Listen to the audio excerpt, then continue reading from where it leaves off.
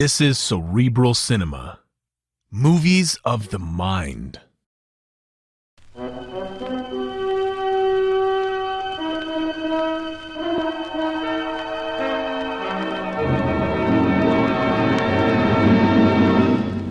I have been here. The Grey Goose, Adventures of a Modern Robin Hood.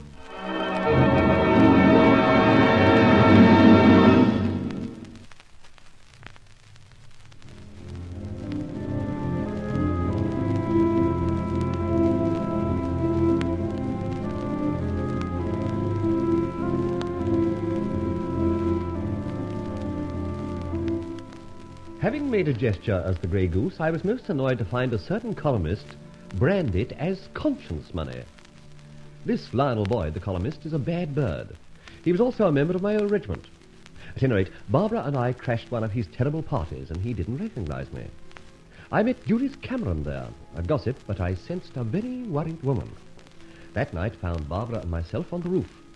Hitching my piano wire to a chimney stack, I let myself down from the roof and had a perfectly safe peeping Tom's view of Boyd's flat. Judith Cameron was there, turning it upside down, obviously searching for something. Suddenly, enter the putrid Lionel Boyd himself. Consternation from Judith, closer attention from self. I've told you, Judith, what you seek is not here. But I promise to let you have it if you tell me everything you know of this... Mr. Grey? That's what he called himself, Grey. I didn't like him, but you seem to know him very well. Who is he? What do you know of him? Just that he's Mr. Grey. No occupation, just one of those people one meets. Lionel, I don't know him at all well. And I tell you, you're lying. Listen, Judith. You want something I hold over you. You're terrified I may publicize it in my column. Don't, Lionel, please. I've told you what I want. Give me the real story of this Mr. Grey, and you get in return every scrap of paper, every photograph, in fact, the whole work. Oh, I wish I'd never seen or heard of you. Oh, rubbish. Our own little romance was quite a thing, wasn't it? Oh. You enjoyed it while it lasted, didn't you? Yes. To my shame. Makes me ill now to think I ever allowed you to even touch me or speak to me. Don't be so mealy-mouthed. Ours was the one big, supreme moment in your frustrated life. You abominable snake. Put that statue down, you idiot. No, I won't. Even if I told you what you want to know, I wouldn't trust you to keep your side of the bargain. Getting violent in your advancing years, my dear. Oh, you rat! Oh. Good shot, lady! Excuse the pantomime act. How... Where did you come from? One question at a time, dear lady. Who I am doesn't matter. Can't see anything under that mask. You're not intended to. Where I came from? Obvious, my dear. Observe this wire. The pantomime act aforesaid. But I don't understand. I let myself down from the roof, just in time to witness a marvellous throw-in. First time I've been present when a lady hit her mark. But... Now, wait a minute. Let's get a closer view of the victim. Have I killed him? I'm afraid not. But my word, you've made a horrible mess of his dentures. And I fear broken his classical nose. Incidentally, he's out to it. That little Venus statuette has done a good job. I didn't mean to hurt him so much. My dear lady, instead of that little figurine, you should have hurled the coal scuttle at him. Except that I think coal black wouldn't show on this very dirty customer. He is just dirty. So much so that I think, should you rub him with a piece of coal, it would leave a white mark. Do you know something? I know lots. The something I mean is... I seem to know you. What? Oh, heaven forbid. I'm a man in black, masked. I enter through the window on a wire like a puppet. Lady, I decry your selection of acquaintances. If you would take off your mask... Madam, my features would revolt you. I've been sadly marked by smallpox. I have a hare lip and have been taking atibrin in large quantities. You know how yellow that makes one. I don't believe you. Never mind. We'll get better acquainted one day. The point is this. You're in trouble. You're searching for something that this frustrated journalist possesses and holds over you. How do you know that? I was hanging on my wire outside the window. Then you heard. Everything. Look, lady, all is not lost. There's always a way out. I, too, have an interest in our battered friend. There may come a time very soon when I can get what you want. When I get what I want. You have no idea what I want from Lionel. Indeed, I have. I was listening at the window, remember. Papers, photographs, and whatnot in the possession of one, the famous Lionel Boyd.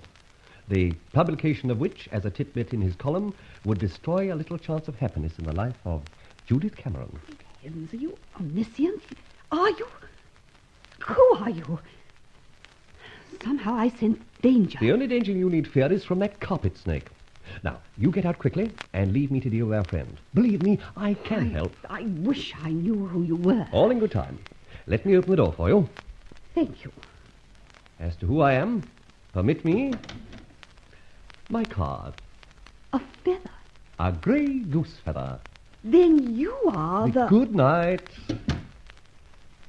Now for our friend with a toothless grin. Oh, nice shooting, Judith. And you, my little figurine, 6 inches high and weighing just about 1 pound, I'd say. Well done, little Venus. I should think this is the closest to love Master Boyd has ever been. Come on now. Come on, you. Come on. Come on and talk.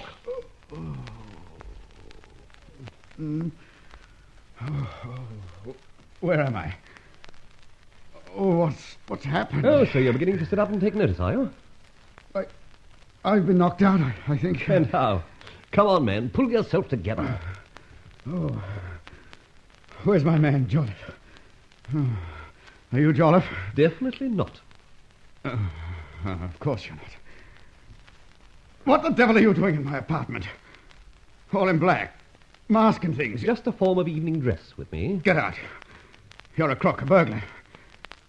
How the devil did you get in? Where's the... The lady didn't like your company. She left. So, what is this? All in good time, Lionel Boyd, writer of dirt. What do you... Shut up. I'm just on my way to stopping your little game. You see, I know how you get your dirt, and I think in the near future that column of yours in the Daily Shriek is going to cost you a very big headache. I'd have you know Shut up. that... Now, I've got to cut this interview a bit short. I have fresher and sweeter fish to fry. But listen, laddie, I'm coming back. I hope you do. The police will be waiting for you. I? Oh, not I, Mr. Boyd. Good night. You can't get away yet.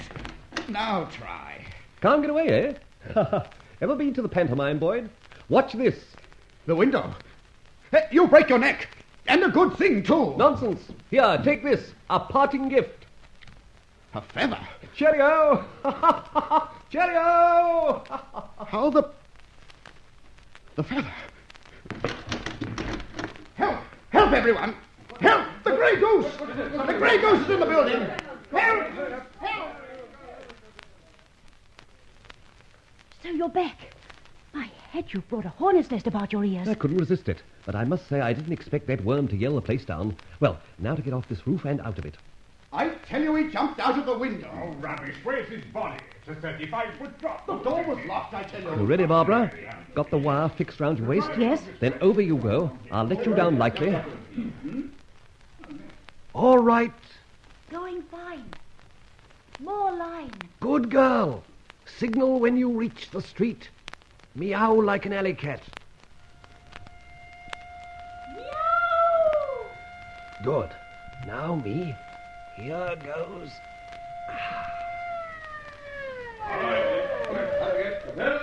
Right. Yes. Darn shame with all this activity I haven't time to get my wire back. Never mind. We'll have to make a run for it. Not yet. In these black togs, we won't be spotted in this dark alley. Listen. I say it's rubbish, Oh, man. it isn't rubbish, Inspector. I locked the door of my flat so he couldn't get out that way. Well, he must have done. Look, we're right below your window, 3 stories up. Where's the mangled remains? I tell you, he shoved that damnable feather in my hand and then leaped out of the window. Fantastic story. Wait on. What's this hanging from the roof? God bless my soul, a thin steel wire. Capel! Sir? Run upstairs onto that flat roof and detach this wire. I told you, Inspector. Yes, I know you didn't. Don't say I told you so to me. Piano wire. Thin but strong and tested to about 500 or 600 pounds. So that's how my Grey Goose makes his getaway. I trust you'll catch the miscreant, Inspector. You trust? Damn me, I've been trusting for over 2 years.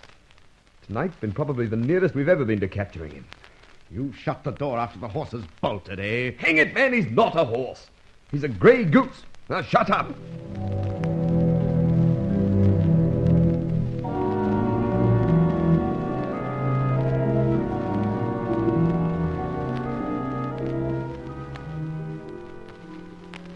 They say, Barbara, with the morn cometh repentance, but I don't think our friend Boyd has ever heard of it.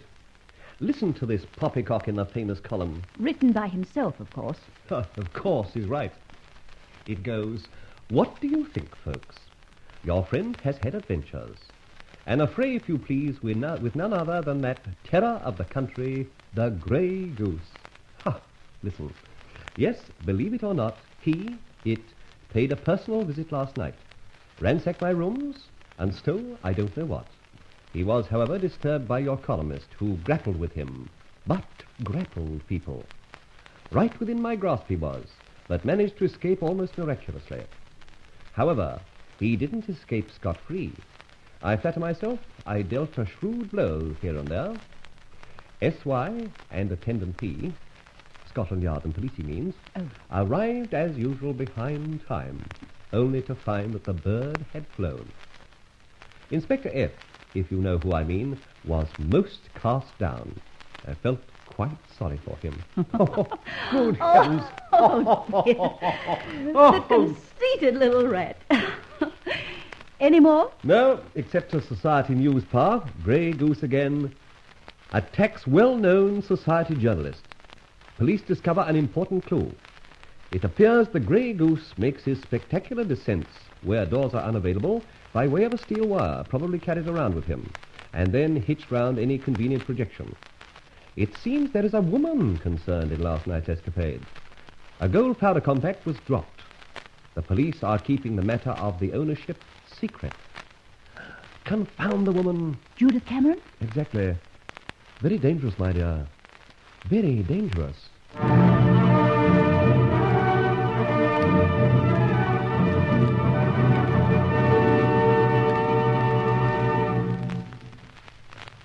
Why does Fletcher attach so much importance to a powder compact?